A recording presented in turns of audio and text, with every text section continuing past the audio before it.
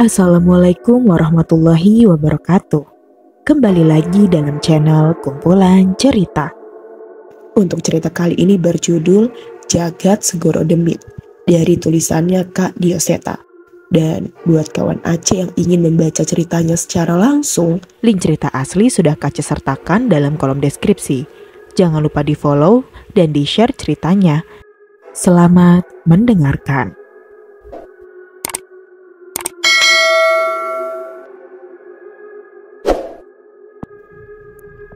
Saat ini, di hadapanku tengah berdiri seorang dukun sakti yang dijuluki sebagai Topo Uluk.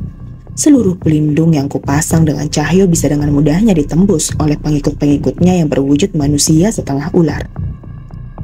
Danan, tidak ada pilihan, kita harus menghadapi musuh ini. Ucap Cahyo yang paham benar dengan situasi sekarang. Amarah dukun itu benar-benar memuncak setelah Rumi yang seharusnya menjadi tumbal terakhirnya kami bawa pergi. Kembalikan anak perempuan itu kalau kalian masih ingin hidup, kata dukun itu di tengah derasnya hujan yang mengguyur halaman rumah Pak Karyo. Wes, gak usah banyak omong, kau sudah tahu jawaban kami, ucap Cahyo yang telah bersiap menghadapi mereka. Cahyo, dukun Topo Uluk itu biar urusanku, bantu aku lawan pengikut-pengikutnya. Aku memperingatkan Cahyo sebelum terlambat. Bukan tanpa alasan, dukun itu adalah pengguna mantra dan kutukan yang bukan merupakan keahlian Cahyo. Tapi aku yakin, apabila tidak ada pengikutnya yang mengganggu pertarungan kami, aku masih bisa mengatasinya. Pertarungan dimulai ketika sesosok ular berbadan manusia menyergap Cahyo dari atas rumah Pak Karyo. Untungnya, Cahyo dengan sigap menghindarinya. Aku menarik kerisku dan menerjang ke arah dukun bermata hitam itu. Namun siluman serupa sudah bersiap menghadangku di depan. Sebelum sempat kulancarkan serangan, sebuah pukulan dari lengan besar Cahyo yang sudah dirasuki Wanasura dengan tegas menyingkirkan siluman yang menghalanginya. Fokus sama dukun itu, kroco-kroco ini urusanku, teriak Cahyo yang dengan sigap membersihkan jalanku. Melihat hal itu, dukun itu mengeluarkan kembali keris pusakanya dan bersiap bertahan. Seolah sudah mempersiapkan semuanya, dukun itu menghindari serangan-seranganku dengan membacakan mantra-mantra yang mengalun seperti musik yang menyeramkan. Kabut hitam mulai bermunculan di sekitar pertarungan kami. Kabut inilah yang sebelumnya sempat membuatku kewalahan saat melawan dukun ini sebelumnya. Cahyo, jangan dekati kabut ini, ucapku memperingatkan Cahyo. Sebuah pukulan dihantamkan ke tanah oleh Cahyo. Kekuatan yang besar menciptakan angin yang kuat untuk menyibakkan kabut itu. Namun entah, kabut ini tetap mengelilingi pertarunganku dan dukun itu walaupun di tengah hujan deras. Percuma saja bocah ingusan. Kabut ini tidak akan hilang sampai pertarungan kita usai, ucap dukun itu dengan bangga. Sebuah serangan menyebabkan kedua keris kami beradu, dan tuman yang besar dari pertempuran kedua pusaka ini bahkan sampai menyibakkan tetesan-tetesan hujan yang membasahi kami. Berkali-kali keris pusaka itu beradu dengan keris raga sukmaku, namun tak satu pun serangan yang mampu melukai salah satu di antara kami. Dukun ini membaca mantra dengan semakin cepat dan mempercepat gerakannya, hingga berhasil mendaratkan beberapa pukulan dan tendangan di tubuhku hingga terjatuh. Mati kau bocah! Dukun itu melompat dan bersiap menusukkan kerisnya ke jantungku, namun segera kuhindari. Hanya serangan keris itulah yang harus kuhindari. Semua serangan fisiknya masih mampu kutahan. Aku tahu dengan jelas sumber kutukan dari kabut ini berasal dari keris pusaka berwarna hitam yang ia gunakan. Dan jelas, itu akan berakibat fatal bila mengenai tubuhku. Cukup hebat kamu masih bisa bertahan dari kabut ini. Tapi kita lihat seberapa lama kau mampu untuk bertahan. Setelah berhasil membaca mantra, kabut beracun yang mengelilingi kami berubah menjadi semakin pekat. Aku harus segera menyelesaikan pertarungan ini sebelum dukun ini mengetahui siasatku. Sebuah mantra aku bacakan pada keris dan kepalan tanganku dan menghujamkan keris raga sukma untuk beradu dengan keris hitam miliknya. Dengan kekuatan dari mantra itu, seranganku mampu sedikit mementalkan lengan dukun itu hingga membuka pertahanannya dan mendaratkan ajian lebur seketik ke tubuh dukun itu. Sebuah serangan yang fatal, dukun itu terpental dan memuntahkan darahnya. Aku tidak menyia-nyiakan kesempatan dan segera menerjang dengan kerisku. Dukun itu tetap berusaha bertahan hingga keris pusakanya pun terpental. Di tengah kondisinya yang terdesak, ia memanggil sekumpulan ular beracun pengikutnya untuk menjauhkan diri dariku. Sayangnya, aku tahu dengan jelas itu tidak akan berhasil. Aku melompat. Bukan, aku melayang dan menancapkan keris raga sukmaku pada tubuh dukun itu. Namun tetap kuhindari titik vitalnya. Setidaknya serangan ini bisa menghapuskan kesaktiannya. Brengsek, kau menipuku, ucap dukun topo ulo itu. Aku tersenyum. Rupanya siasatku berhasil. Kabut dan racunku tidak mempan. Rupanya saat ini kamu berwujud sukma, umpat dukun itu yang terlambat menyadarinya. Setelah pertempuran pertama kemarin, aku sudah menyiapkan siasat apabila berhadapan dengan dukun ini lagi. Keris raga sukmaku memiliki dua wujud, wujud fisik dan wujud gaib. Wujud gaib dari keris raga sukmaku lah yang bisa membuat pemilik keris ini memisahkan sukmanya dari raga dengan tetap membawa keris ini di genggamannya. Yang terpenting, aku harus bertingkah seperti bergerak dengan wujud fisik, agar dukun itu tidak menyangka aku menghadapinya dalam wujud sukma. Setelah kabut hitam menghilang, aku segera menoleh ke belakang untuk membantu Cahyo yang tengah sibuk dengan siluman-siluman ular itu. Sayangnya, kecemasanku sia-sia. Ternyata Cahyo sedang asik duduk berteduh di bawah pohon mangga milik Pak Karyo dengan siluman ular yang bergelimpangan di sekitarnya. Wah, gue serampung toh, ucap Cahyo dengan santainya. Aku hanya menggeleng-geleng. Entah sudah sekuat apa Cahyo sekarang. Ia segera berdiri dan menghampiriku penasaran dengan kondisi dukun itu. Kalau sudah aman, kita cek kondisi Rumi, ucap Cahyo yang mengingatkanku kondisi adiknya Dimas yang saat ini sedang kerasukan siluman ular pengikut dukun itu. Aku meninggalkan tubuh dukun topo ulo itu di tengah hujan. Dari bekas luka yang kutusukkan, terlihat samar-samar bayangan hitam keluar dari tubuhnya. Mungkin saja itu wujud kesaktian yang dia dapat dari tumbalnya. Sebuah suara terdengar mendekat sebelum kami sempat masuk ke rumah. Suara itu lebih seperti suara kendang yang ditabuh.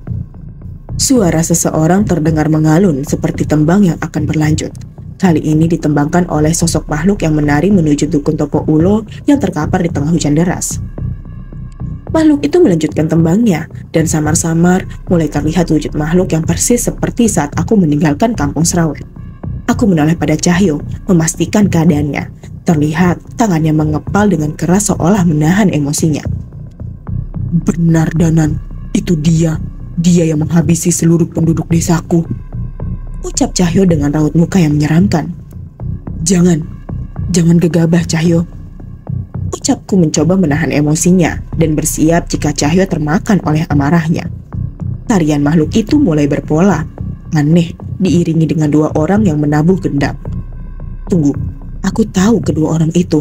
Mereka seniman jalanan yang jadi relawan saat mengubur jasad warga kampung Serawen. Rupanya, mereka sudah berencana menjadikan tumbal topo ulo agar menjadi arwah penasaran.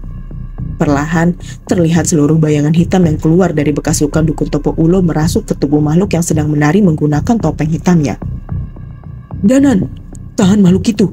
Jangan sampai ia mendapatkan kesaktian dari dukun itu, perintah Cahyo yang bergegas menerjang makhluk itu. Aku mengerti, setidaknya Cahyo bergerak bukan karena dendamnya. Ia masih bisa berpikir dengan akal sehatnya. Sebuah pukulan dilancarkan oleh Cahyo dengan kekuatan penuh. Namun demit itu tetap menari dan menahan serangan Cahyo hanya dengan sapuan angin dari kemayu tarian dari lengannya. Aku mencoba menyusul untuk menyerang. Namun ada yang aneh. Tubuhku tertarik merasuk ke arah penari ludruk itu bersamaan dengan siluman-siluman ular yang menuju ke arahnya.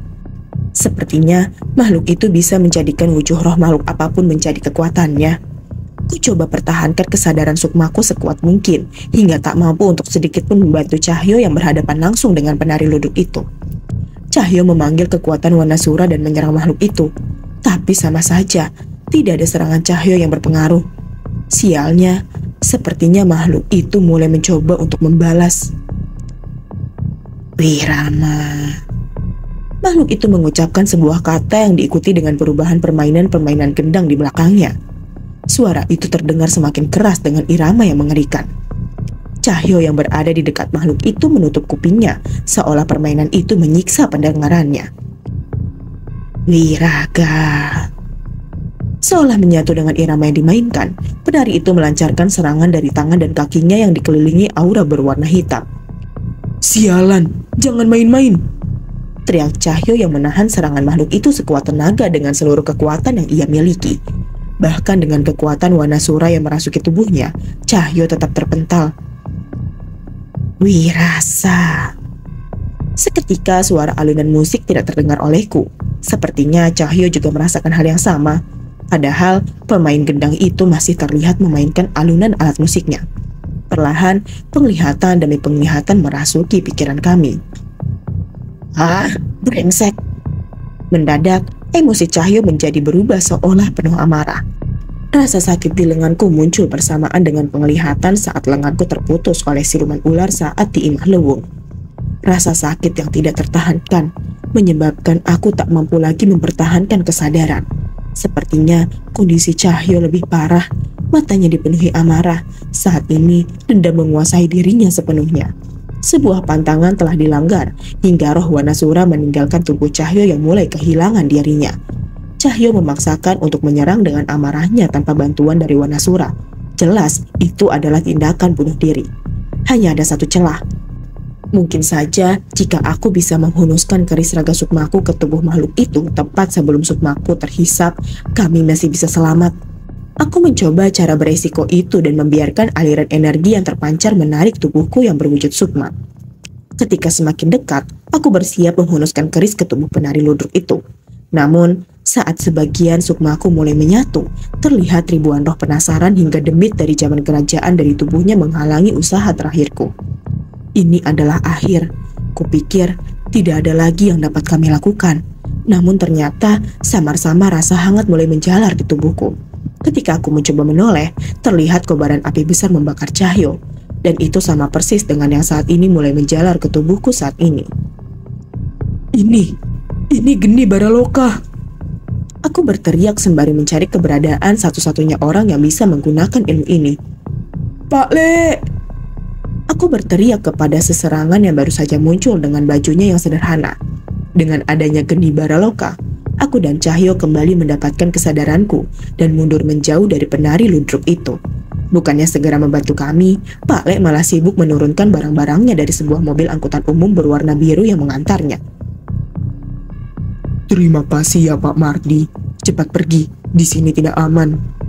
Ucap Pak Le yang sepertinya sudah akrab dengan supir angkutan umum itu. Aduh Pak Le, cepetan bantuin kita. Keluhku yang merasa kesal dengan tingkah laku Pak Le. Sabar, ngopo to buru-buru. Ucap Pak Le masih dengan santainya. Kui lo Pak Le, kita hampir kalah dari debit itu. Ucapku. Tunggu Danan, lihat di hadapanmu. Ucap Cahyo yang sudah mulai tersadar dari pengaruh demit itu. Aku melihat sekitar dan segera bingung dengan apa yang terjadi. Penari ludruk bertopeng hitam dan para pengikutnya saat ini sudah tidak ada di depanku. Begitu juga dengan dukun pertapa ular yang seharusnya terkapar di sana. Aku menoleh ke arah Pak Le dengan perasaan heran. Permisi Karyo, aku sudah datang. Pak Le berjalan dengan polosnya ke rumah Pak Karyo tanpa memperhatikan kami yang sudah babak belur. Bikinin air hangat ya, hujannya deras banget, keburu masuk angin. Ucapnya pada Pak Karyo yang berlari menghampirinya. Jagat Segoro Demit itu hanyalah salah satu semesta dari ribuan semesta yang tidak pernah bisa kita ketahui jumlah pastinya. Tempat itu adalah asal muasal dari siluman ataupun demit yang kadang mengambil tempat di semesta ini. Ruang dan waktu tidak terbatas di sana. Berbagai makhluk dari setiap zaman mungkin saja berada di sana. Bahkan untuk mereka yang sudah menguasai kekuatan dari tempat itu, konon mereka bebas berpindah tempat, bahkan berpindah waktu melalui jagat Segoro Demit. Sayangnya, semesta itu memiliki kesadarannya sendiri. Semakin banyak kekuatan itu digunakan, semakin besar pula kesadaran penggunanya terenggut. Sebuah cerita yang cukup panjang diceritakan Pak Le yang sudah sempat menginap semalam bersama kami. Dengan adanya Pak Le di sini, Rumi yang sebelumnya kerasukan roh ular kiriman Topo Ulo kini sudah mulai pulih. Sayangnya, trauma akan kehilangan keluarga dan orang-orang terdekatnya tidak akan pulih secepat itu. Setelah kekalahan Topo Ulo, Dimas bermaksud mengajak adiknya Rumi ke Jakarta dan tinggal bersamanya. Namun Pak Le menyarankan untuk menunggu kurang lebih 1 minggu lagi hingga kami benar-benar memastikan tidak ada yang mengincar mereka. Pak Le, aku penasaran. Kok tiba-tiba ludruk topeng ireng itu menghilang saat Pak Le datang? Tanya Danan. Cahyo juga penasaran. Namun ia masih merenung, memikirkan kekalahan telak yang dialaminya saat melawan makhluk itu. Ia hanya tidak mau menyia-nyiakan tenaganya untuk melawan kita bertiga. Kita jangan besar kepala, ucap Pak Le yang memang terlihat selalu waspada. Wah, serius banget. Ini dimakan dul. Kasian Mas Dana dan Mas Cahyo dari kemarin belum istirahat, ucap Pak Karyo pada Pak Le. Terlihat sepiring pisang goreng yang disuguhkan Pak Karyo mampu mencairkan suasana tegang yang kami rasakan. Perbincangan kecil terjadi di antara kami, mulai cerita saat Pak Le membantu warga desa Pak Karyo yang kena guna-guna beberapa tahun lalu, hingga akhirnya mereka bisa berteman. Karyo, habis ini aku pamit dulu ya, titip Dimas dan adiknya, ucap Pak Le tiba-tiba. Lah, kenapa toh buru-buru? Istirahat dulu, kita kan lama gak ketemu, tanya Pak Karyo. Keberadaan kami bertiga yang membawa jimat patahan kayu ini bisa membahayakan rumah ini, bahkan seluruh desa. Kita tidak tahu makhluk apa lagi yang akan datang, jelas Pak Le. Dana dan Cahyo setuju. Dengan membawa benda itu, mereka dianggap sebagai salah satu pemilik ilmu yang mengincar kekuatan dari jagat Segoro Demit. Terus kita kemana Pak Le? Tanya Danan. Pak Le menunjukkan sebuah peta tua yang terbuat dari kayu. Ini peta hutan yang ada di ujung timur Pulau Jawa. Konon pada zaman kerajaan dulu, gerbang jagat Segoro Demit pernah dibuka di sana, cerita Pak Le. Sepertinya aku tahu hutan itu. Katanya di sana ada kerajaan Demit. Waktu kecil dulu warga desaku sering mendengar cerita itu, ucap Cahyo yang mulai fokus pada ucapan Pak Le. Benar, kerajaan Demit itu berasal dari makhluk yang berhasil memasuki alam manusia. Untungnya ada kekuatan besar yang menahan makhluk-makhluk itu untuk tidak keluar dari hutan, jelas Pak Le. Terlihat Danan dan Cahyo mengerti apa tujuan Pak Le. Kemungkinan terbesar terjadinya perang hitam itu adalah di sana. Walau bukan pun, setidaknya mereka bisa mencari petunjuk lebih banyak di sana. Perjalanan ke sana mereka lalui dengan singkat, walaupun dengan kecepatan motor Danan yang harus mengimbangi kecepatan Vespa tua kebanggaan Cahyo. Dah toh Panjul, Vespanya jual aja, beli yang baru, ucap Pak Le yang memilih diboncengi oleh Danan dengan kondisi motor yang lebih baik. Jangan Pak Le, setelah dibuang sama Pak Le, aku menghabiskan gajiku 3 bulan buat benerin motor ini, jadi sayang, balas Cahyo. Wes Pak Le, biarin aja, aku yo eman-eman banyak kenangannya, ucap Danan mendukung Cahyo. Gimana sih anak zaman sekarang? Dulu diboncengin motor tua bilangnya malu, sekarang malah disayang-sayang, jawab Pak Le sambil menggelengkan kepalanya. Dana dan Cahyo hanya bisa tersenyum. Buat mereka, sekarang motor tua peninggalan Pak Le itu memiliki banyak kenangan. Menjelang sore, mereka sampai di mulut hutan yang mereka tuju. Saat matahari masih menerangi hutan, tempat ini terlihat begitu asri. Lebat ya daun-daun pepohonan yang tumbuh subur mampu menyejukkan mata siapapun yang memandangnya. Sayangnya saat hari mulai malam, pesona itu mendadak menghilang dan tergantikan dengan suasana mengerikan dari keangkeran hutan ini. Pak Le, sepertinya kita tidak sendiri di sini, ucap Danan yang menyadari keberadaan manusia lain di sekitar hutan itu. Iya Pak Le, kita ini nggak sendirian, kita bertiga, balas Cahyo. Spontan saja, tangan Danan mendarat di kepala Cahyo yang masih bisa bercanda. Sudah, itu ada yang datang, kamu urus sana, ucap Pak Le yang menyadari kedatangan sesosok manusia berbaju hitam dengan batu akik besar yang menghiasi jari-jarinya. Pergi, hutan ini bukan tempat bermain untuk kalian, ucap orang yang berjalan menghampiri mereka dari kegelapan hutan. Kami ada urusan di sini Pak, gak ganggu siapa-siapa kok, jawab Danan dengan sopan. Tempat ini berbahaya. Jika kalian masuk tanpa didampingi, sudah pasti kalian akan berurusan dengan penunggu hutan ini, ucap bapak itu. Penunggu apa maksud bapak? Tanya Cahyo yang berpura-pura tidak tahu. Bodohnya kalian, seperti itu. Seperti pocong yang mengikutimu dari tadi. Hanya orang sakti seperti saya yang bisa melihat, lanjut orang itu. Lalu kami harus bagaimana Pak? Tanya Danan masih dengan sopan. Bapak berbaju hitam itu tersenyum. Harus ada maharnya. Jika kalian sudah membayar, kalian akan bisa memasuki hutan ini dengan selamat, jawab bapak itu. Tapi Pak, di sini tidak ada pocong. Adanya ini nih, ucap Cahyo sambil mengusap mata bapak itu dan menekan salah satu titik di punggung orang itu. Mendadak, orang itu terjatuh dengan wajah yang pucat. Itu apa? Setan! Bapak itu berteriak setelah melihat sesosok genderuwo yang memang dari tadi sudah ada di sekitar mereka. Terlihat Cahyo tertawa lepas melihat bapak itu. Di sini belum ada pocong, Pak. Nanti di dalam mungkin banyak, ucapnya yang masih tertawa puas setelah berhasil mengerjai orang yang mencoba menipunya tadi. Wis, udah, ayo kita lanjut, jangan kelewatan. Kali ini Danan mengajak Cahyo dan Pak Lek meninggalkan bapak itu yang masih kaget. Mas, jangan pergi, ini bagaimana? Bapak itu memohon pada Cahyo dan Danan. Kali ini Pak Lek yang menghampirinya. Bapak tenang saja, besok pagi penglihatan gaib bapak sudah tertutup lagi kok, ucap Pak Lek menenangkan. Tapi sepertinya genderuwo tadi sudah sadar kalau bapak bisa melihat dia. Hati-hati ya Pak, lanjut Pak Lek yang segera pergi setelah menakuti orang berbaju hitam tadi. Pak Lek ini malah nambah nakut-nakutin, ucap Danan. Biar kapok dia. Kalau dia begitu terus, suatu saat dia juga akan celaka sama makhluk di sekitarnya, jelas Pak Lek. Mereka bertiga berjalan semakin dalam. Terlihat di mata mereka hutan ini didominasi oleh hewan-hewan gaib dan beberapa siluman. Sejak awal mereka memang sudah sadar mengenai banyaknya petapa ataupun orang sakti yang memasuki hutan ini lebih dulu. Sampai akhirnya benar-benar ada yang mendekati mereka. Hati-hati Danan, ada yang mau cari masalah dengan kita, ucap Pak Lek. Samar-samar terlihat beberapa sosok makhluk mendekat. Ketika semakin dekat, sosok yang terlihat hanya seorang kakek tua renta dengan keriput di wajahnya yang sudah bergelambir.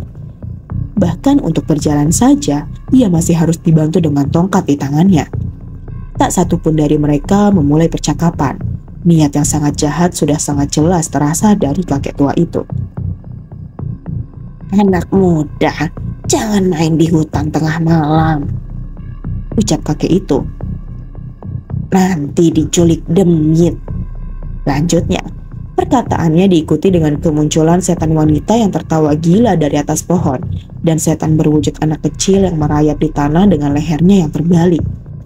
Sebelum makhluk itu menyerang, Danan membacakan ayat-ayat suci untuk menenangkan kedua makhluk yang melayani kakek itu, namun tidak ada hasilnya sama sekali. Sebaliknya, setan bocah itu menyerang melompat ke atas kepala Danan dan mencoba mencangkil matanya. Dengan sigap, Cahyo mengambil sarungnya, membungkus setan itu dan melemparkannya ke tanah. Setiap kali makhluk itu melompat, Cahyo dengan mudah menahannya dengan ilmu bela diri yang ia miliki. Danan, Pak Lek, biar aku yang mengurus mereka sendiri, ucap Cahyo. Maksudmu apa toh? Gak bisa, terlalu berbahaya, tolak Danan yang mendadak heran dengan kelakuan Cahyo. Kalau nggak menghajar kakek tua itu sendiri, aku nggak akan puas, ucap Cahyo. Pak Lek berusaha menghentikan Danan. Rupanya Cahyo langsung menyadari tentang demit-demit yang melayani kakek tua itu. Perhatikan setan-setan itu Danan, keterlaluan kalau kamu belum sadar, ucap Pak Lek. Danan memperhatikan wujud kedua makhluk yang muncul. Tidak berapa lama dari belakang kakek itu sudah bersiap demit-demit serupa dan gumpalan api yang melayang di belakangnya. Enggak mungkin. Maksud Pak Lek, semua setan itu adalah anak, istri, dan keluarga dari kakek itu, ucap Danan yang mulai mengerti kekesalan Cahyo. Kamu lihat berapa tali pocong yang ada di tongkatnya. Itu tidak sedikit. Dan untuk merubah mereka menjadi demit, kakek itu harus memakan jantung anggota keluarganya agar rohnya tidak bisa ditenangkan, jelas Pak Lek yang semakin terlihat geram. Tak menunggu lebih lama, Cahyo menendang demit bocah itu dan menerjang kakek tua itu. Namun sebuah bola api mengejar Cahyo untuk menghalangi serangannya. Pancul yang kehilangan keluarganya dengan mengenaskan, pasti akan emosi melihat hal ini, ucap Pak Lek. Danan mengerti maksud Pak Le dan menghormati permintaan Cahyo untuk melampiaskan amarahnya, sementara mereka berjaga apabila ada bahaya yang lain. Melawanku sendiri, jangan bercanda. Kakek itu hanya tertawa, sementara setan-setan yang berasal dari keluarga kakek-kakek itu yang ditumbalkan menyerang Cahyo dengan berbagai cara. "Wanasura!" teriak Cahyo memanggil siluman keras sobatnya yang sempat meninggalkannya saat terbakar oleh dendamnya. Suara dentuman besar terdengar di sekitar mereka. Rupanya kejadian ini juga membakar amarah Wanasura yang tetap mengikuti Cahyo walaupun sebelumnya sempat meninggalkannya. Kali ini, Wanasura merasuki kaki dan tangan Cahyo yang membuatnya memiliki kemampuan untuk bergerak secepat monyet hutan.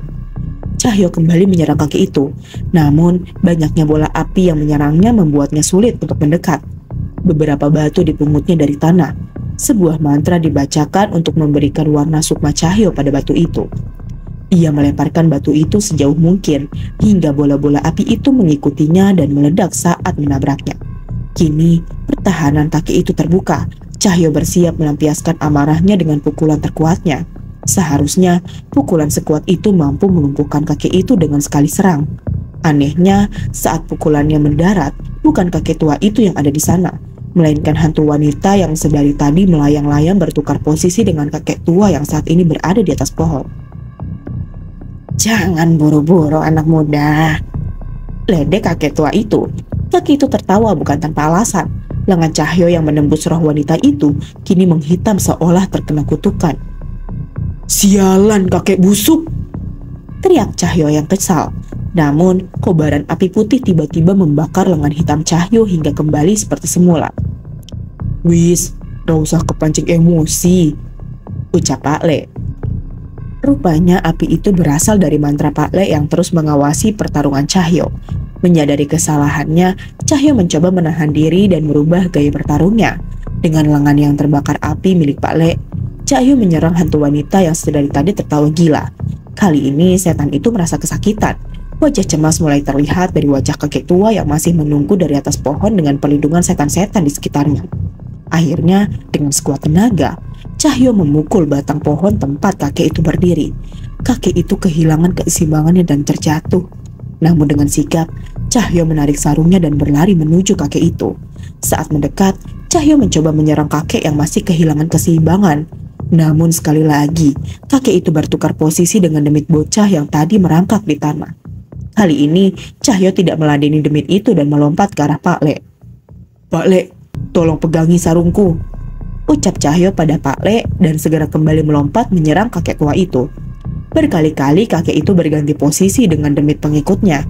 Namun Cahyo tetap tidak menyerah, walau dipermainkan seperti itu hingga suatu saat usahanya terjawab. Kakek tua itu tidak bisa berpindah posisi lagi. Pukulan Cahyo yang sekuat tenaga membuat kakek itu terkapar hingga memuntahkan darah dari mulutnya. Tidak mungkin, demit-demitku, ucap kakek itu keheranan. Rupanya saat memberikan sarungnya, Cahyo menyelipkan tongkat kakek itu yang terjatuh di tanah dan diberikan kepada Pak Le. Satu persatu, Pak Le melepaskan ikatan roh yang melayani kakek itu dengan perantara tali pocong yang diikatkan di tongkatnya. Rupanya serangannya tadi hanya agar kakek itu tidak sadar dengan keberadaan tongkatnya hingga benar-benar mengenainya. "Hebat Cahyo," ucap Danan yang tak menyangka siasat yang dilakukan oleh Cahyo. "Iyo jelas, gak mungkin aku kalah dengan manusia biadab seperti ini," balas Cahyo. Kakek tua itu mulai kehilangan kesadaran. Samar-samar terlihat bekas luka di punggungnya seperti telah melakukan pertarungan sebelumnya. Belum sempat menenangkan demit-demit pengikut kakek itu, perlahan terdengar suara alunan musik kendang dari hutan lebih dalam yang menarik perhatian demit-demit yang sekarang tak bertuan. "Cahyo," ucap Danan khawatir. "Iya, dia di sini. Tenang Danan, aku tidak akan mengulangi kesalahan seperti sebelumnya," ucap Cahyo. Sebenarnya Danan selalu percaya dengan Cahyo, namun ia khawatir dengan kekuatan demit ludruk itu yang bisa memancing dendam Cahyo. Tapi setidaknya kali ini ada Pak Le yang menjaga punggung mereka. Tanpa menunggu lebih lama, mereka mengikuti ke arah demit itu pergi. Namun kecepatan dari mereka tidak mampu mengejar roh-roh yang mampu menembus pepohonan. "Arah mereka sama dengan arah yang ditunjukkan ke peta ini," ucap Pak Le yang masih mengawasi peta yang ia bawa. Sudah, tidak usah lari, simpan tenaga kalian. Danan dan Cahyo mengikuti perintah Pak Le. Mereka menelusuri hutan dengan perjalanan dan meminum air dari pembekalan mereka. Pak Le, memangnya suara gendang, arah demit itu pergi, itu mengarah kemana? Tanya Cahyo. Pak Le menunjukkan peta kuno yang ia miliki. Terlihat beberapa simbol goa dan candi terlihat di dalamnya. Namun Pak Le menunjuk ke sebuah tempat yang lain. Ke sini, menurut peta ini, disinilah kerajaan demit itu berada, ucap Pak Le. Danan dan Cahyo saling menatap. Saat di alas mayit saja, mereka sudah kewalahan dengan kerajaan demit yang dibangkitkan oleh setan Andaka. Sekarang, mereka harus berhadapan dengan kerajaan demit yang sebenarnya. Jangan khawatir dulu, kita lihat batasan kita, jelas Pak Le. Danan dan Cahyo setuju. Pak Le tidak mungkin mengajak mereka untuk misi bunuh diri. Suara alunan musik gendang terdengar semakin keras. Kali ini suara ramai juga mulai terdengar, mulai dari suara auman binatang, suara tertawa cekikikan, hingga suara peperangan. Saat berjalan semakin jauh, mereka sampai di ujung sebuah tebing. Dari sana terlihat tempat yang ditunjukkan oleh peta yang Pak Le bawa.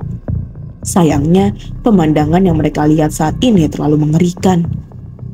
Pak Le, itu? Tanya Danan yang menunjuk ke sebuah tempat gaib berwujud kumpulan candi dan pemukiman yang menyerupai sebuah kerajaan di bawah tebing. Namun bukan itu yang mengerikan. Di luar peralatan candi, terdapat sebuah panggung kayu lengkap dengan alat musik pementasan dan demit yang memainkannya dengan wajah yang tidak beraturan. Musuh bebuyutan Cahyo, sang pemain ludruk, dengan santainya menari dan bercanda di atas panggung itu dengan sekumpulan pasukan demit, mulai dari Rasputo, siluman, hewan gaib, hingga arwah penasaran yang dikumpulkan oleh mereka. Tidak terhitung jumlah makhluk yang berada di tempat itu. Enggak Pak Le, gak mungkin kita bisa mengalahkan itu semua, ucap Cahyo yang mulai gentar. Terlihat juga wajah Pak Le yang benar-benar khawatir, tidak seperti biasanya. Danan, Cahyo, ini bukan yang terburuk. Saat gerbang jagat Segoro Demit terbuka, bisa kalian bayangkan berapa kali lipat demit yang akan menjadi pengikutnya, ucap Pak Le. Dalam sekejap, wajah mereka bertiga dipenuhi kecemasan. Namun mereka terus berpikir bagaimana cara untuk menyelesaikan tragedi ini. Mendadak, sekumpulan demit itu mendapat serangan dari makhluk lain yang muncul dari sisi lain hutan. Cahyo dan Danan segera mencari tahu makhluk apa yang berani mencari masalah dengan sekumpulan demit dan pemain ludruk itu. Pak Le, itu Pak Le, ucap Cahyo menunjuk kepada seorang nenek tua yang menyerang demit itu. Itu Nyai Jamrong yang saya ceritakan setelah dari desa Guntur. Katanya dia punya ilmu hidup abadi, cerita Cahyo pada Pak Le dan Danan. Pak Le dan Cahyo memperhatikan nenek tua itu. Kemampuannya memang luar biasa, tapi sepertinya masih belum cukup untuk mengalahkan lawannya. Perlahan, dari sisi hutan, muncul berbagai macam makhluk dan orang sakti lain yang terlihat seperti pengikut nenek tua itu. Mereka membantu mengatasi demit-demit itu dengan berbagai macam ilmu. Pak Le, apa mungkin mereka bermaksud menghentikan tragedi juga? Tanya Cahyo. Walah Panjul, coba bayangkan itu Nyai Jamrong. Sudah hidup abadi, lalu dia mendapatkan aliran kekuatan dari jagat Segoro Demit. Dunia ini bisa kiamat karena satu nenek-nenek, jelas Pak Le.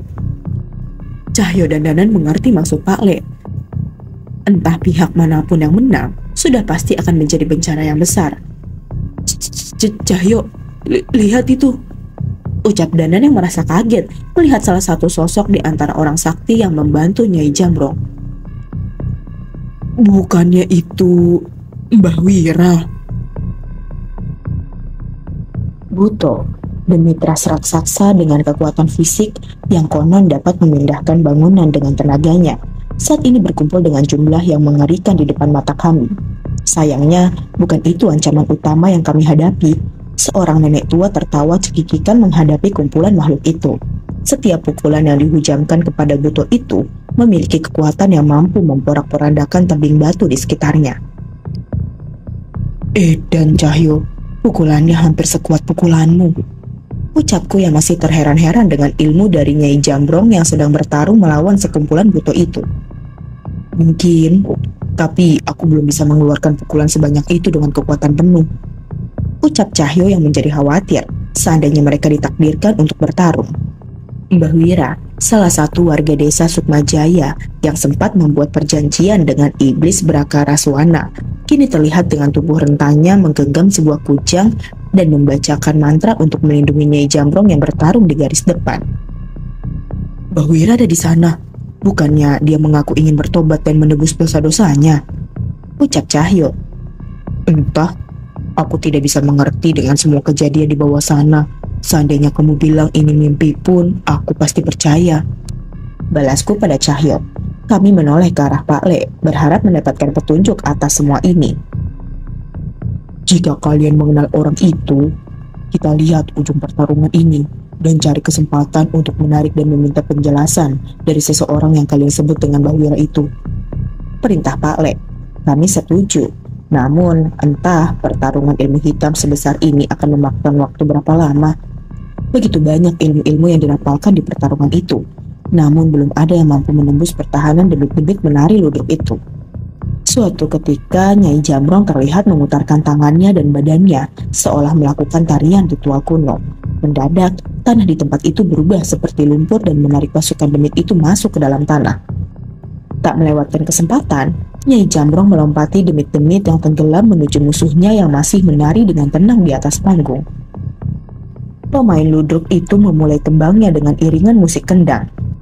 Seperti mengikuti tembangnya, sesosok makhluk orang tua gondrong bersisik ular dengan mata dan lidah yang hitam keluar dari tubuhnya.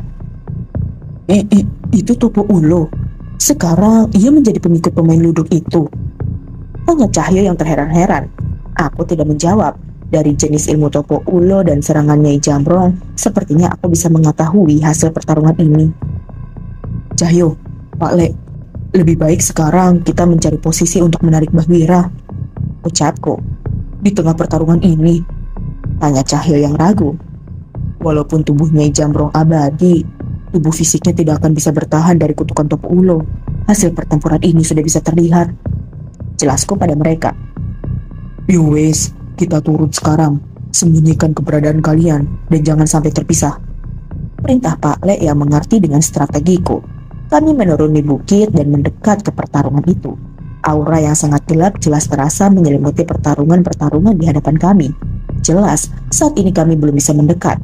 Benar dugaanku, Nyai Jambrong yang sebelumnya unggul, kini jatuh setelah kehabisan nafas dan terpengaruh oleh racun dari petapa ular itu. Seketika, ratusan demit mengamuk menghabisi orang-orang sakti yang sedari tadi membantu Nyai Jambrong, termasuk demit berwujud ular yang mencoba menyerang Mbah Wira. Aku sudah bersiap akan hal ini dan melancarkan mantra pelindung untuk Mbah Wira. Dan ketika menyadari serangan makhluk itu tidak dapat menyentuhnya, Mbah Wira pun mencari keberadaan kami. Mbah Wira, kesini. Bisikku sambil mendekat ke jangkauan penglihatannya. Melihat keberadaanku, kakek tua itu segera berlari meninggalkan kawannya dan menghampiri kami. Mas Danan, kenapa kalian bisa di sini? Tanya Mbah Wira. Sudah Mbah, kita tinggalkan tempat ini dulu. Perintahku pada Mbah Wira yang dengan sukarela mengikuti permintaan kami. Dari jauh terlihat tubuh Nyai Jambrong yang keracunan tenggelam oleh tanah yang melunak karena ilmunya sendiri. Kami bersembunyi di sebuah goa, cukup jauh dari lokasi pertempuran dengan senter yang kami bawa sebagai penerangannya. Mbah Wira, bagaimana Mbah Wira bisa ada di sini? Tanya kepadanya. Benar Mbah, terus kondisi Mbah Wira sendiri bagaimana? Cahyo terlihat cemas, mengingat saat terakhir meninggalkannya di hutan, Mbah Wira sudah kembali ke tubuh rentanya. Sudah biar saya jelaskan. Sebelumnya, saya izin berkenalan dengan bapak ini. Ucap Mbah Wira. Saya Pak Leknya mereka, Mbah. Saya sedikit tahu cerita tentang Mbah Wira dari mereka. Jawab Pak Lek dengan ramah. Sepertinya Pak Lek pun tidak merasakan niat jahat dari Mbah Wira. Tidak seperti orang-orang sakti di tempat tadi. Mbah Wira mulai menceritakan maksudnya. Rupanya Mbah Wira juga mendapatkan potongan kayu seperti yang kami miliki. Hal itu menyebabkan hutan tempat Imah Luwung berada didatangi orang-orang sakti berilmu hitam yang mencoba menyerangnya. Ketika orang sakti itu mulai meresahkan desa Sukmajaya, Mbah Wira meninggalkan hutan hingga giliran Nyai Jambrong yang muncul berpapasan dengan Mbah Wira. Rupanya nenek tua itu sedang mengumpulkan orang-orang sakti untuk mengalahkan musuh besarnya, si penari ludruk itu. Menurut saya, satu-satunya makhluk yang bisa mengalahkan penari ludruk itu hanyalah Nyai Jamrong ini. Saya mengikutinya hingga tiba di pertarungan ini, cerita Mbah Wira. Jadi, Mbah Wira sudah tahu petunjuk untuk mengalahkan demit itu? Tanya Cahyo yang semakin tidak sabar. Dengan muka yang masam, Mbah Wira mulai melanjutkan ceritanya. Ludruk topeng ireng itu dulunya dibentuk oleh sekelompok keluarga yang berisi orang-orang sakti untuk membasmi wabah demit yang menyerang desa-desa. Namun, setelah selesai menjalankan misi itu, sang pemain ludruk itu malah berbalik menyerang dengan seluruh demit yang berhasil ia kumpulkan dengan tubuhnya sebagai wadah. Rupanya, pemain ludruk itu merupakan keturunan dari keluarga yang sangat jahat dan menyimpan dendam terhadap keluarga tersebut. Sebelum sempat mencelakai desa, ke-10 orang sakti itu mengalahkan pemain ludruk itu dengan menggunakan 10 pusaka sakti dengan ingong dari berbagai alam. Entah bagaimana ceritanya, tiba-tiba pemain ludruk itu muncul lagi dengan wujud demit. Untuk mengumpulkan kekuatan kembali, ia berkeliling ke desa-desa terpencil dengan kedok pementasan ludruk untuk mencari tumbal hingga kekuatannya sebesar ini. Cukup panjang informasi yang didapat oleh Mbah Wira. Akhirnya, Cahyo pun tahu asal-usul makhluk yang membantai desa dan orang tuanya. Aku menepukkan tanganku di bahu Cahyo, sekedar untuk menenangkannya dari ingatan akan desanya. Bah, lalu ke-10 pusaka itu? Tanya Pak Lek yang penasaran. Ke-10 pusaka itu tidak diketahui keberadaannya. Namun, tidak menutup kemungkinan ada pusaka lain yang bisa mengalahkannya, ucap Mbah Wira sembari mengeluarkan kuncang yang berada di ikat pinggangnya. Ini kujang lingga cakra peninggalan keluarga saya. Kemampuan tusukannya bisa berlipat ganda ketika saya bacakan mantra leluhur. Seandainya ada kesempatan mendekati makhluk itu, mungkin saja benda ini bisa mengalahkannya, jelas Mbah Wira. Aku menunjukkan keris raga sukmaku pada Mbah Wira. Ini keris raga sukma memiliki wujud fisik dan wujud gaib. Wujud gaibnya bisa memisahkan saya dari tubuh fisik dengan membawa serta keris ini. Apa kemampuan ini bisa berguna, Mbah? Tanya aku. Belum sempat menjawab, giliran Pak Lek mengeluarkan kerisnya yang memiliki ukiran khas kerajaan yang mirip dengan keris raga sukma. Ini keris sukma geni.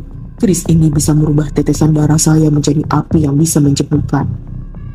Jelas Pak Lek yang ingin mendapatkan informasi lebih dari Mbah Wira. Mbah Wira memperhatikan pusaka kami dan mencoba mencari cara untuk melawan dengan semua peluang yang kami miliki. Kalau ini pusakaku, sarung Raja Monyet, baunya bisa bikin setan-setan kabur, ucap Cahyo yang tidak mau kalah dengan pusaka-pusaka kami. Pak Lek mulai tertawa melihat tingkah Cahyo. Iyo, aku ngerti. Di antara pusaka kita ini, pusakamu yang paling hebat. Sarungmu itu udah nyelamatin nyawa kami berkali-kali loh, ucapku padanya. Aku ingat sekali bagaimana sarung kebanggaannya itu berhasil membantu melawan lelepah. Dan barusan juga sarung itu menyelamatkanku dari demit bocah peliharaan kakek sakti tadi. Rupanya guyonan Cahyo tadi juga membuat Mbah Wira memikirkan sesuatu. Benar, dengan bantuan kalian dan pusaka yang ada, mungkin saja kita punya kesempatan mengalahkan makhluk itu, ucap Mbah Wira. Lantas, seandainya kita bisa mengalahkan makhluk itu, bagaimana dengan Nyai Jamrong dan pengikutnya? Balas Pak Lek yang khawatir dengan kebuasan Nyai Jamrong. Emang pilihan yang sulit. Nyai Jamrong adalah makhluk yang haus akan kekuatan. Ia bahkan bisa dengan mudah membunuh siapapun yang mencari masalah dengannya. Namun, ia masih seorang manusia yang memiliki kelemahan, jelas Mbah Wira. Cahyo terlihat memikirkan sesuatu. Benar Pak Lek, Nyai Jamrong masih memiliki cucu buyut di desa yang saya datangi. Sepertinya masih lebih baik daripada membiarkan setan ludruk itu menang.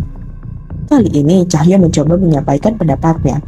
Ucapan Cahyo membulatkan tekad kami untuk mempertaruhkan nyawa mengalahkan penari ludruk itu, dan akhirnya sebuah rencana berhasil kita siapkan. Dari dalam hutan terdengar suara tertawa Nyai Jamrong yang telah bangkit kembali setelah dikalahkan oleh kutukan Toko Ulung. Kami segera menghampiri mereka dan melihat orang-orang sakti yang membantu Nyai Jamrong kini telah terkapar. Hanya tersisa Nyai Jamrong sendiri di hadapan ratusan demit. Nyai, kami akan membantumu, ucap Mbah Wira yang mendekat, disusul dengan Cahyo dan Pak Lek yang berada di belakangnya. Kamu anak monyet yang menolong Arung cucuku kan? Ucap Nyai Jamrong yang masih ingat dengan wajah Cahyo. Iya Nyai, aku dulu sempat balas tendangan Nyai kemarin, ucap Cahyo yang sudah bersiap dengan roh Wanasura yang merasuki dirinya. Kamu tidak takut jika aku bunuh setelah mengalahkan setan itu? Ancam Nyai Jamrong. Iya wedi, jelas takut. Tapi sekarang musuh kita sama. Pemain luduk itu sudah membunuh orang tua dan seluruh warga desaku. Pertarungan kita urus nanti, ucap Cahyo. Nyai Jamrong menoleh ke arah bocah yang berlagak sok kuat di sebelahnya. Aku suka bocah yang terbakar dendam. Tapi jangan salahkan aku jika kamu mati, lanjut Nyai Jamrong. Mendengar hal itu, aku maju mendahului mereka. Nyai, Topo Ulo biar menjadi urusanku. Aku sudah pernah mengalahkannya sekali. Sekali lagi, aku memisahkan sukmaku dari raga. Pak Lek tetap di belakang menjaga tubuhku dengan merapalkan geni baraloka yang mampu mencegah sukmaku terhisap ke tubuh pemain luduk itu. Begitu juga pada Cahyo untuk menghindari ilmu hitam yang mampu membangkitkan dendamnya lagi. Masih dengan pemandangan ratusan demit yang tenggelam oleh ilmu Nyai Jamrong, aku melayang menuju Topo Ulo, sementara Nyai Jamrong langsung menerjang ke arah pemain luduk yang masih menari dengan santai. Kabut hitam kembali mengelilingiku dengan Topo Ulo yang bersiap menghunuskan keris padaku. Hantaman keris yang beradu kembali menciptakan benturan besar yang bahkan dapat mementalkan demit-demit yang mencoba ikut campur. Cahyo seorang diri menahan sisa-sisa demit yang tidak tenggelam dan mencoba membuka jalan untuk Mbah Wira. Di satu sisi, penari luduk itu sudah sibuk dengan serangan-serangan dari Nyai Jamrong. Terlihat jelas ilmu bela diri mereka hampir mencapai taraf yang sama. Pertarunganku kali ini cukup mudah. Topo Ulo yang kesadarannya dikendalikan oleh luduk itu tidak sehebat saat ia masih hidup. Tak butuh lama hingga aku berhasil menusuk jantungnya hingga keberadaannya benar-benar menghilang. Segera setelah mengalahkan Topo Ulo, aku kembali ke ragaku dan bersiap maju bersama Pak Lek untuk membantu Cahyo. Pak Lek menggoreskan jarinya pada keris sukma geni dan merubah tetesan darahnya menjadi geni baraloka yang cukup besar. Sebuah kobaran api yang mampu menenangkan roh-roh penasaran yang saat ini menjadi pengikut demit luduk itu. Bersamaan dengan Pak Lek, kami melemparkan serpihan-serpihan api itu hingga semua roh penasaran di antara pasukan demit itu hilang dan tersisa siluman-siluman yang menjadi lawan Cahyo. Keadaan mulai terbalik. Dengan jumlah pengikut yang semakin berkurang, demit luduk itu semakin kewalahan dengan serangan Nyai Jamrong. Tak mau melewatkan kesempatan, Mbah Wira menusukkan kujang pusaka lingga cakranya tepat di punggung penari luduk itu hingga terlihat darah hitam menetes dari luka dan mulutnya. Suara pemain luduk itu terdengar kesakitan. Sayangnya, tak lama setelahnya, suara erangan itu berubah menjadi tawa. Sudah saatnya, ucapnya masih dengan kujang Mbah Wira yang menusuk di punggungnya. Angin berhembus kencang, seolah udara di sekitar kami terhisap oleh sesuatu. Terlihat garis maya tepat di atas punggung ludruk itu. Mbah Wira mundur ke arah Pak Lek, meninggalkan pusakanya yang masih tertancap di tubuh pemain ludruk itu. Itu gerbang jagat Segoro Demit, ucap Mbah Wira. Pak Lek menarik geni baralokanya dan mencoba menahan retakan dimensi yang memunculkan wujud berbagai macam demit. Sayangnya, itu sama sekali tidak berguna. Berbagai macam makhluk keluar dari lubang itu. Naluri makhluk halus itu membuatnya tertarik dengan getih anget yang dimiliki penari ludruk, sehingga segera bergegas merasukinya. Dengan banyaknya demit yang merusak luka yang dibuat oleh Mbah Wira, dan Nyai Jamrong menutup sepenuhnya dan bahkan meningkatkan tenaganya menjadi berlipat-lipat. "Danan, jangan biarkan demit itu masuk ke celah itu," teriak Pak Lek. Namun terlambat. Dengan tubuhnya yang semakin kuat, penari luduk itu melompat ke dalam celah itu untuk mengumpulkan pasukan-pasukan yang lebih mengerikan. Aku dan Cahyo segera berlari mengejarnya. Namun tiba-tiba sebuah pukulan keras dari makhluk yang mengamuk menghalangi kami. Kami mencoba mencari keberadaan makhluk yang mampu memberikan serangan sekuat ini. "Danan, Itu Nyai Jamrong, ucap Cahyo yang kaget. Tidak seperti tadi. Aliran kekuatan dari celah jagat Segoro Demit merasuki tubuh Nyai Jamrong hingga kehilangan kesadarannya. Saat ini Nyai Jamrong mengamuk seperti hewan buas tanpa terkendali. Itu ajian Segoro Demit, sama yang dimiliki oleh Eyang Widarpa saat masih hidup, ucap Pak Le. Terus kita harus bagaimana, Danan? Ucap Cahyo yang jelas terlihat panik. Kalian susul Demit duduk itu, biar kami mencari cara menghentikan Nyai Jamrong, teriak Pak Le. Aku tidak setuju. Kekuatan bela diri Pak Le tidak sekuat Cahyo, apalagi kondisi Mbah Wira yang sudah sangat lemah. Pergi Danan, hanya kalian berdua yang punya kesempatan mengalahkan Demit itu. Aku akan mencoba meminta satu bantuan lagi, teriak Mbah Wira. Nyai Jamrong yang semakin menggila akhirnya menyadari posisi Pak Le dan Mbah Wira. Namun sebelum sempat menyerang, sebuah benda jatuh dari langit dan melukai Nyai Jamrong. Benda itu terus mengejar Nyai Jamrong yang kesetanan. Setelah memperhatikan beberapa lama, aku mulai menyadari wujud benda itu. Itu mata tombak Chandra Mukti. Aku tersenyum melihat keberadaan pusaka itu yang ternyata masih mau membantu kami. Dengan adanya pusaka itu, aku memutuskan untuk meninggalkan Pak Le dan menyusul Demit duduk itu. Namun, untuk memastikan keselamatan mereka, ada satu hal yang harus aku lakukan. Aku meletakkan keris raga sukmaku di antara dahi dan merapalkan mantra yang diturunkan oleh leluhurku.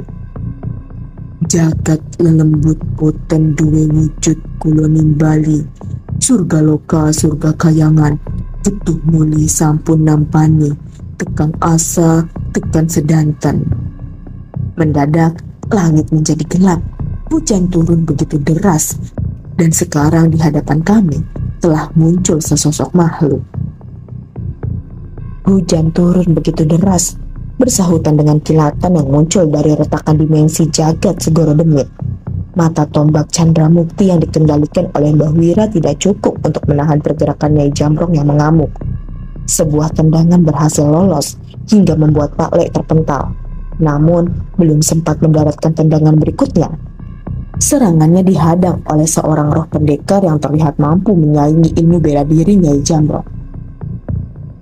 Danan, jelaskan ini semua, teriak pendekar yang hampir seumuran dengan Pak Le yang muncul dari mantra yang kubacakan. Tidak ada waktu untuk menjelaskan. Tolong jaga Pak Le, Bimo, dan Mbah Wira. Aku harus segera menyusul Demit itu, ucapku. Itu jagat Segoro Demit, tanya roh pendekar itu. Benar, Pak Le, Mbah Wira, jangan memaksakan diri sampai aku kembali, teriak Danan yang harus segera melompat menyusul Cahyo menuju retakan dimensi menuju jagat Segoro Demit. Pak Le kembali berdiri bersiap membantu pendekar itu. Aku Bimo Sembara, terima kasih atas bantuan pendekar, ucapnya. Mendengar hal itu, roh pendekar itu tertawa. Cucuku yang lain rupanya. Saya Daryana Putra Sembara, putra tunggal dari Widarpa Dayu Sambara. Pendekar itu mencoba memperkenalkan diri pada Pak Le. Aku sudah mendengar tentang pendekar Daryana dari Danan. Berarti seharusnya kau bisa menggunakan benda ini, ucap Pak Le sembari menyerahkan kerisnya kepada roh pendekar itu. Pusaka ini milik ibu. Sepertinya ini semua memang sudah ditakdirkan. Aku kehilangan nyawa saat mencoba mempelajari ilmu untuk menetarkan ajian Segoro Demit milik ayah. Dan sekarang, aku dipertemukan dengan pengguna ajian Segoro Demit juga. Cerita pendekar itu, gelombang energi terus mengalir menuju tubuh Nyai Jamrong. Dengan sekejap, luka-luka yang diakibatkan oleh mata tombak Chandra Mukti dan serangan Dayana hilang begitu saja. Berarti, pendekar Daryana mengetahui cara untuk mengalahkan Nyai Jamrong, tanya Mbah Wira. Seharusnya ilmuku sudah sempurna. Hanya saja itu sia-sia jika Danan tidak berhasil menutup aliran gelombang dari jagat Segoro Demit, jelas pendekar itu. Geni Baralokaku akan memulihkan semua luka yang kau terima. Pusaka mata tombak Mbah Wira akan membantumu di pertarungan. Sisanya kita bergantung pada Danan dan Cahyo, ucap Pak Le yang segera menuntun mereka bertiga menuju pertarungan. Gelap, sangat gelap. seperti tidak ada benda langit yang menerangi tempat ini. Hampir di setiap arah di tempat ini terdengar suara pertarungan. Yang terlihat di sepanjang jangkauan mata hanya rumput hitam dan pohon-pohon yang sudah hampir mati. "Danan, sebelah sini!" teriak Cahyo yang masih memantau pergerakan demit nyuduk bertopeng hitam itu dari jauh. Aku segera menyusul Cahyo, namun yang kulihat benar-benar membuatku merinding. Baru sebentar saja penari ludruk itu memasuki jagat ini, sudah ratusan demit yang tertarik dengan getih anget pada tubuhnya yang menjadi pasukannya. "Gila Cahyo, kita tidak bisa menunggu lebih lama," ucapku pada Cahyo.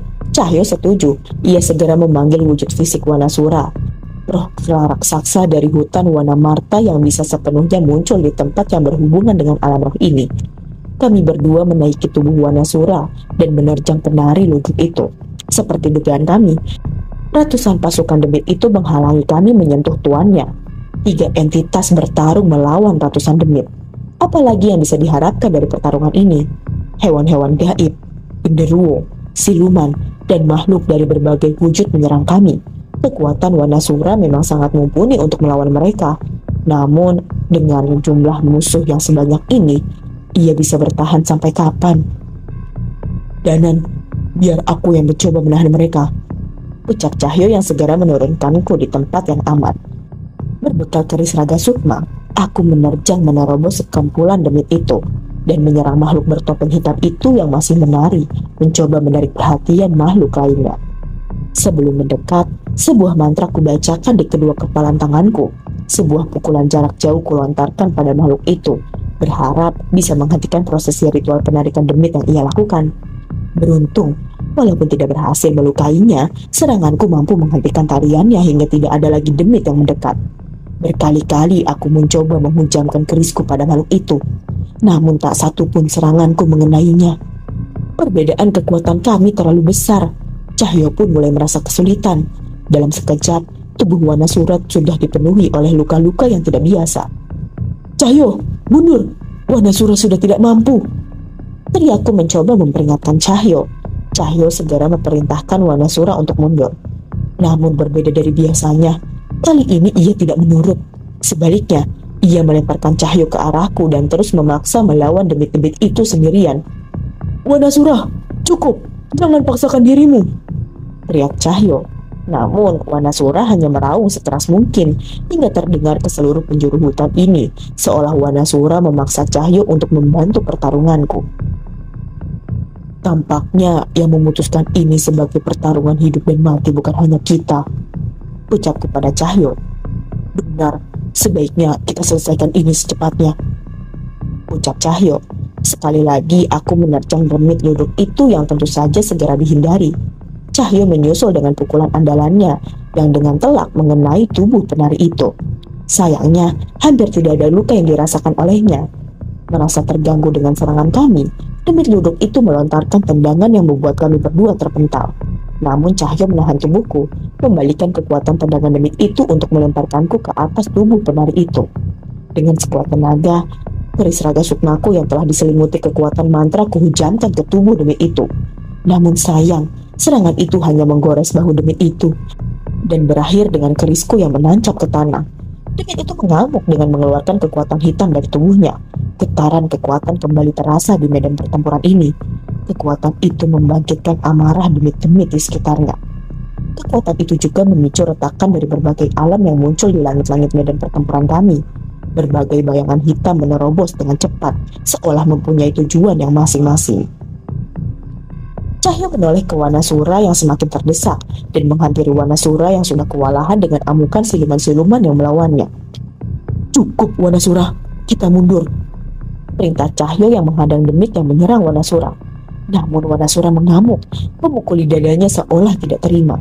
Teriakan Wanasura yang merasa kecewa tidak mampu melindungi sahabatnya itu meraung kembali hingga ke seluruh penjuru hutan. Samar-samar terdengar suara raungan serupa dari tempat itu. Cahyo bersiap menahan serbuan demit yang menyerang Wanasura. Tanpa bergabung dengan roh kera raksasa itu, Cahyo hanya akan menjadi samsak hidup untuk demit-demit itu. Aku dan Wanasura segera bergabung dalam serangan bunuh diri itu, setidaknya untuk membagi setiap serangan yang diterima Cahyo. Sebelum sempat kehabisan tenaga, samar-samar kami mendengar segerombolan langkah kaki mendekat ke arah kami dan menghempaskan demit yang menyerang kami satu persatu. Wanasura? Bukan. Mereka siapa? Tanyaku pada Cahyo yang masih sekuat tenaga mempertahankan kakinya untuk berdiri. Mulai terlihat sekumpulan kera dengan berbagai ukuran datang menghampiri kami, seolah membalas raungan Wanasura. Hahaha. Mereka kera-kera dari hutan Wanamarta. Sepertinya retakan gelombang itu juga menghubungkan ke alam mereka. Jelas Cahyo. Wanasura meraung sekeras mungkin seolah menyambut pasukan kera yang menolongnya. Salah satu kera kecil menghampiri Wanasura yang hampir tumbang, menyentuh kepalanya, dan seperti sebuah keajaiban, luka-luka di tubuh Wanasura mulai tertutup. Kliwon, kamu Kliwon kan? Teriak Cahyo yang mengenali kera kecil itu. Mendengar suara itu, kera kecil itu segera berlari menghampiri Cahyo dan naik ke punggungnya. Maksud kamu Kliwon monyet peliharaanmu waktu kecil? Tanyaku pada Cahyo. Benar Danan, aku bertemu Wanasura saat mengembalikan Kliwon ke sebuah hutan di alam lain. Jelas Cahyo yang segera pulih dengan kekuatan Kliwon. Sepertinya mantra suku kera ini juga berpengaruh untuk Cahyo. Ayo Danan, kita selesaikan urusan kita, ucap Cahyo yang segera menaiki Wanasura yang telah pulih. Demit-demit itu bagaimana? Tanyaku pada Cahyo setelah melihat kekuatan pasukan kera yang sepertinya belum cukup untuk mengimbangi demit-demit itu. Tenang Danan, tidak ada yang perlu dikhawatirkan lagi. Kliwon adalah saudara kembar Wanasura. Harusnya kamu tahu maksudku kan? Ucap Cahyo. Aku menoleh ke arah pertarungan antara demit dan bangsa kera. Terlihat Kliwon berlari kecil dan menerjang ke arah demit itu dan berubah ke sosok rohnya. Seekor kera besar raksasa yang tidak kalah mengerikan dari Wanasura. Pantas saja kamu tidak marah bila dipanggil bocah ketek. Ternyata mereka sehebat ini. Aku tersenyum. Selalu saja ada hal yang mengejutkan dari temanku yang satu ini. Tak menyia-nyiakan kesempatan, aku segera menerjang demit duduk itu lagi. Sebuah siasat kurencanakan bersama dengan Cahyo. Pukulan Wanasura yang diperkuat oleh mantra Cahyo berhasil memukul mundur demit itu. Di satu sisi, aku kembali mencoba menusukkan keris raga sukmaku pada makhluk itu, namun kembali terhalang oleh serangannya. Cahyo menarik roh Wanasura ke dalam tubuhnya, hingga merubah tubuhnya menjadi berbulu untuk memadukan kekuatan Wanasura dan ilmu bela diri milik Cahyo. Pertarungan sengit terjadi di antara kami bertiga, hingga akhirnya Cahyo melemparkan tubuhku lagi bersamaan dengan keris raga sukma yang telah menyala keemasan dengan mantraku. Merasa tak mampu menghindar, demit itu menyelimuti kakinya dengan aura hitam dan menendang tubuhku hingga terpental ke sebuah pohon besar. Iya, itu tubuhku, tapi tidak dengan sukmaku yang berhasil menyalinap, dan sekarang telah berhasil menancapkan keris raga sukma tepat di punggung demit itu. Sebuah serangan yang sangat fatal berhasil kami daratkan. Demit yang berada di tubuhnya menerobos keluar bersama aura hitam dari lubang tubuhnya. Belum sempat menentukan keadaan ini, mendadak bayangan hitam yang keluar dari retakan dimensi menyerang kami bertiga. Cahyo berusaha menghadapi serangan makhluk hitam itu, sementara aku kembali ke ragaku. Bayangan yang menyerang Cahyo menggenggam sebuah tombak hitam yang sepertinya terlihat tidak asing, dan makhluk satunya bertarung dengan demit duduk itu dengan pedang di tangannya. Danan, makhluk ini wujud dan pusakanya menyerupai Andaka yang kita lawan di alas mayit, tanya Cahyo. Benar kata Cahyo, makhluk itu menyerupai Andaka, namun kali ini dengan tubuh yang hitam, dengan taring dan cakar di tangannya. Aku berusaha menghampiri mereka dengan tubuhku yang sudah babak belur dengan serangan tadi. Sayangnya, serangan yang cukup kuat dari kedua makhluk berwujud prajurit itu berhasil mengenaiku dan hampir membuatku kehilangan kesadaran. Belum sempat berbuat lebih banyak, Wanasura segera menaikkanku ke tubuhnya dan berlari menyelamatkanku. Terdengar beberapa demit mengikuti kami, namun kecepatan Wanasura mampu meninggalkan demit-demit itu hingga sampai di sebuah tempat yang cukup aman.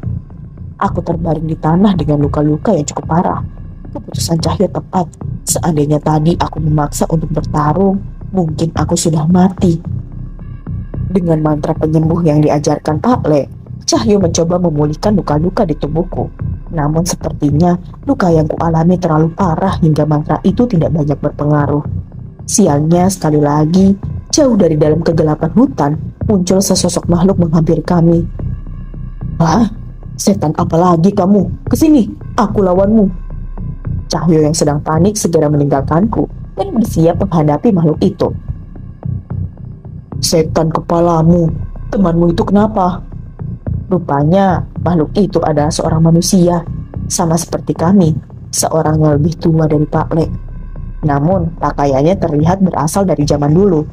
Orang itu memperhatikan kerisku, dan sepertinya ia juga membawa keris yang hampir mirip dengan milik Pak Le. "Wes tenang, tolong jaga tempat ini dulu," ucap orang itu sambil mengambil keris dari pinggangnya. Kamu mau apa?" ucap Cahyo yang menghampiriku, khawatir dengan apa yang orang itu lakukan. Benar saja, orang itu mengeluarkan pukulan yang membuat Cahyo itu terpental cukup jauh. "Itu balasan karena sudah ngatain aku demit," ucap orang itu yang segera menggoreskan keris pada jarinya hingga darah merahnya membasahi bilah tajam keris yang ia bawa. Aku dan Cahyo termenung. Sepertinya kami pernah mendengar kalimat itu. Dan satu lagi, keris yang digunakannya sama persis dengan keris rumah geni yang dimiliki Pak Le. Api yang menetes dari keris itu menyentuh tubuhku yang terluka dan berhasil memulihkanku sepenuhnya. Cahyo menoleh kepadaku. Sepertinya kami sudah mengetahui siapa orang ini. Belum sempat berbicara, demit yang menyerupai Andaka dan prajurit kerajaan itu berhasil menemukan kami. Untungnya dengan sigap, Wanasura segera menahan serangan mereka. "Kedua demit ini biar jadi lawanku. Kita pisahkan mereka," perintah orang yang menolong kami itu, yang segera mendapat persetujuan dari kami berdua. "Yang mirip Andaka ini biar urusanku dan Wanasura. Kalian lawan yang satunya," teriak Cahyo. Aku membelakangi tubuh orang itu, bersiap menerima serangan dari segala arah. Sebuah tebasan pedang muncul menyerang kami dari balik bayangan. Namun dengan keris yang kugenggam, serangan itu berhasil kutahan. Seperti sudah terbiasa dengan pola serangan ini, pendekar ini menyerang dengan tenaga dalamnya hingga demit itu terpental. Aku merapalkan ajian lebur saketi sementara orang itu memberi waktu dengan mengalihkan demit itu hingga seranganku terkena telak di tubuhnya. Tidak ada sedikit pun perkataan dalam pertarungan ini. Walaupun cukup liar, dengan mudahnya orang ini menyesuaikan dengan gaya bertarungku. Benar-benar mirip seperti seseorang yang kukenal. Aku tersenyum di tengah pertarungan ini. Sebuah serangan pamungkas aku siapkan untuk menghabisi demit itu. Namun tiba-tiba terdengar suara gamelan mengalut dari ujung hutan lain. Mirip seperti yang di Alas Mayit. Namun lagunya terdengar jauh lebih kuno. Kedua demit prajurit yang mendengar suara itu segera melompat menjauh, seolah mencari tahu arah suara dan berlari mengikutinya. "Mereka berdua biar urusanku. Sepertinya urusan kalian lebih besar dari ini," ucap orang itu pada kami. Aku dan Cahyo saling melempar senyum. Sepertinya kami tahu dengan jelas siapa orang ini. "Eyang, maksud saya Kisana, terima kasih. Tapi apa boleh saya minta satu hal lagi?" tanyaku padanya. "Apa? Cepat katakan, urusanku masih banyak," jawab orang itu.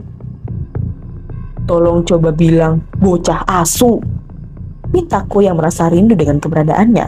Permintaanku cukup membuatnya bingung, namun aku tak peduli. "Bella, bocah asu, hampir mati aja masih bisa bercanda." Seperti tak mau menyia-nyiakan waktu, orang itu segera pergi meninggalkan kami, seolah harus menghadapi permasalahan yang penting.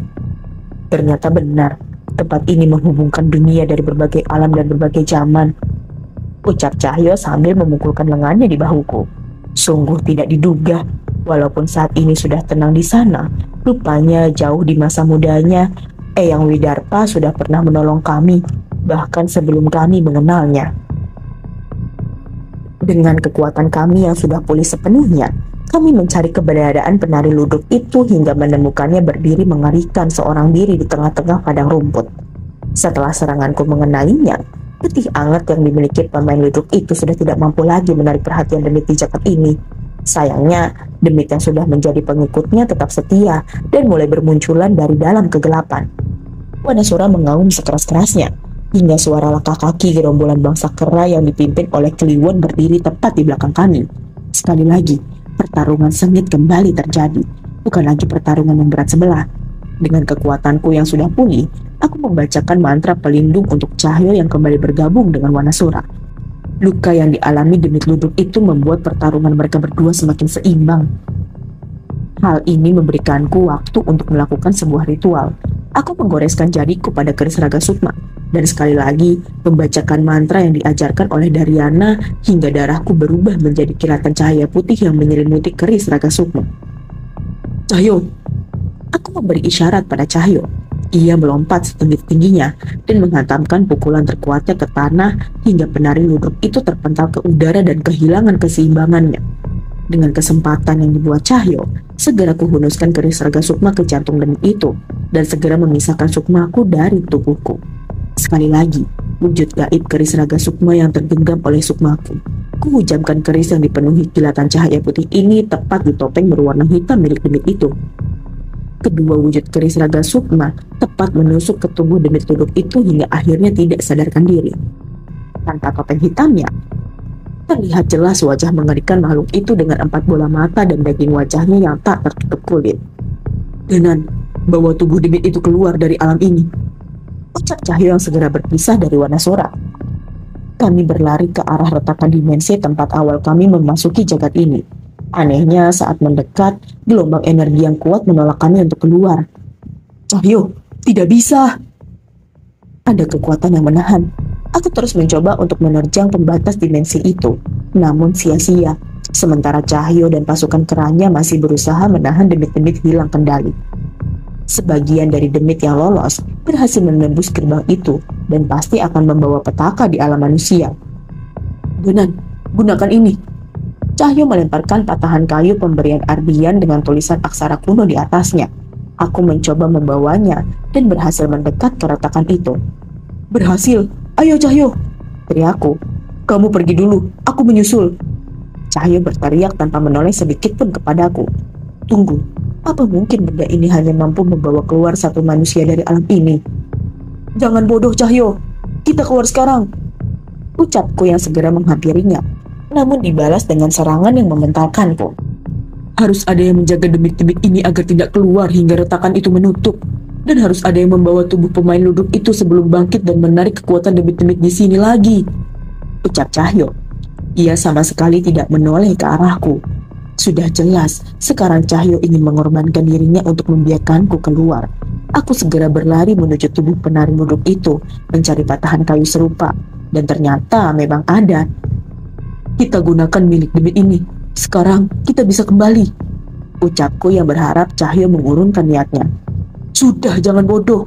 Satu keping itu untuk membawa tubuh demit itu, dan satu untukmu.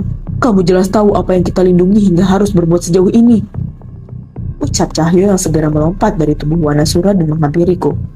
Enggak mungkin aku ninggalin kamu di tempat ini. Mataku mulai berkaca-kaca saat membayangkan harus meninggalkan Cahyo di tempat mengerikan ini.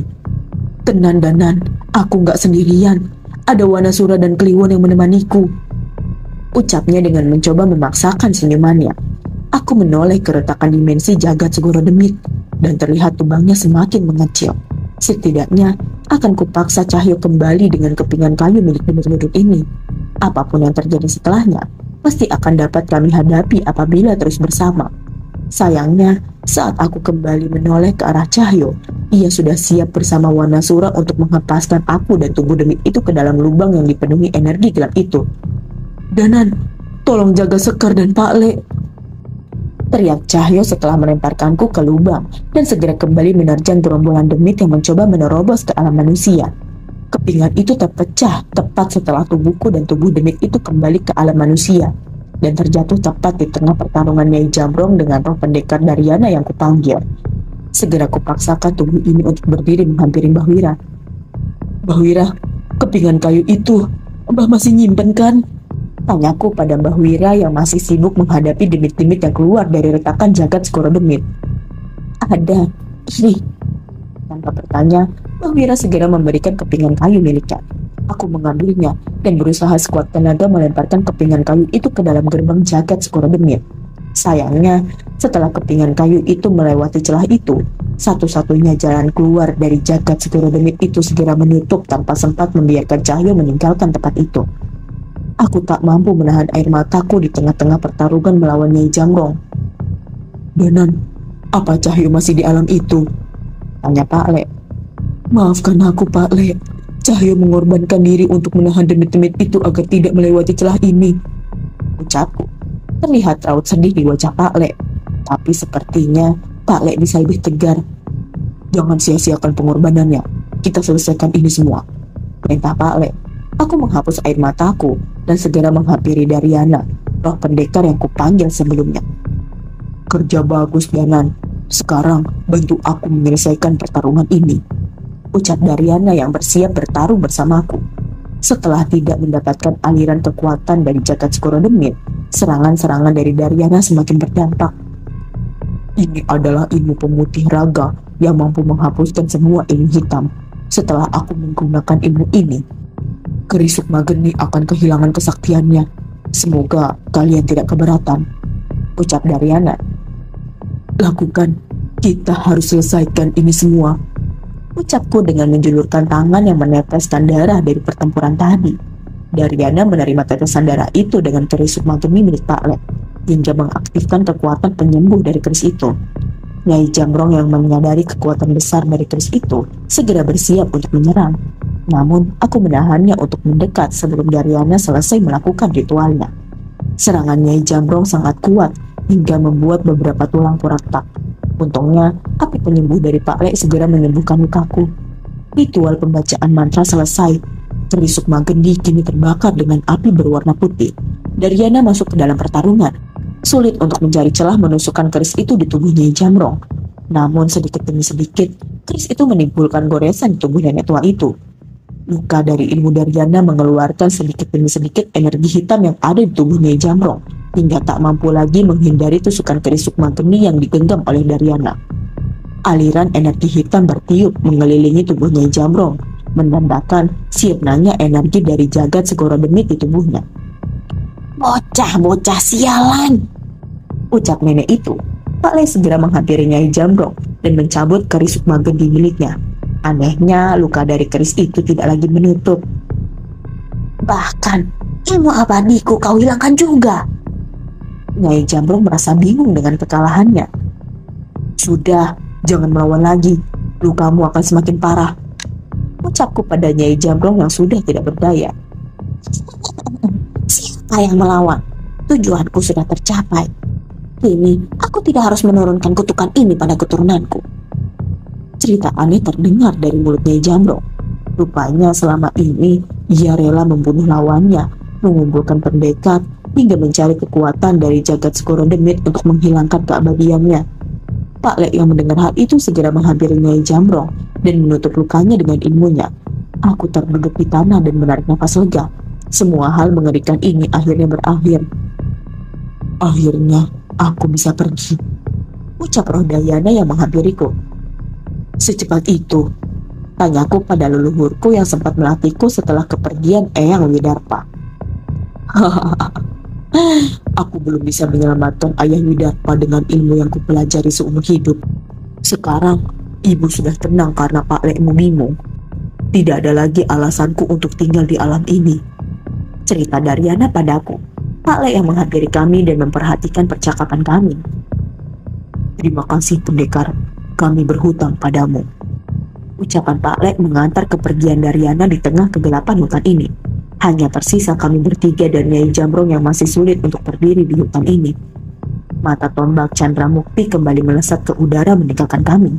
Keris Sukma Geni sudah kehilangan kesaktiannya setelah ternodai oleh darah orang lain. Dan tidak ada lagi leluhurku yang belum tenang untuk dipanggil dengan perantara keris Raga Sukma. Semua berakhir seolah kami memang ditakdirkan untuk menghentikan tragedi ini. Nyai, kamu sudah tidak abadi, sama sepertiku dulu. Apa yang akan kamu lakukan setelah ini? Tanya Mbah Wira. Mungkin aku akan kembali ke desa menurunkan ilmu bela diriku pada seorang bocah kecil di sana. Semoga saja dia mau melindungi keturunanku, jawab Nyai Jamrong yang segera berdiri untuk meninggalkan kami. Mbah Wira tersenyum seolah menemukan seseorang yang senasib dengannya. Umurku tidak panjang lagi. Mungkin sebaiknya aku menghabiskan sisa hidupku dengan bertapa di tempat ini, ucap Mbah Wira. Aku dan Pak Le tidak dapat membantah apa-apa lagi. Kami hanya berterima kasih pada Mbah Wira. sosok tidak terduga yang telah membantu pertempuran ini. Matahari pagi bersinar dengan cerah di luar hutan ini. Udara segar yang bercampur aroma dedaunan sungguh mampu menghilangkan rasa tegang dari pertempuran semalam. Pak Le, jagat Segoro Demit itu tempat seperti apa ya? Aku tadi bertemu masa muda Eyang Widarpa dan segerombolan Raskera yang menolong Cahyo. Kira-kira Cahyo gimana ya di sana? Tanyaku yang masih memikirkan keadaan Cahyo saat ini. Untuk jawaban itu kamu lebih tahu, Danan. Tapi Pak Le yakin orang sebaik Cahyo pasti akan selalu menemukan hal baik dimanapun dia berada. Jawab Pak Le menghiburku, atau mungkin menghibur dirinya juga. Di pinggir hutan itu, kami menatap ke arah yang sama, ke sebuah Vespa tua bekas Pak Le yang dirawat baik-baik oleh seorang sahabat terbaikku yang bernama Cahyo.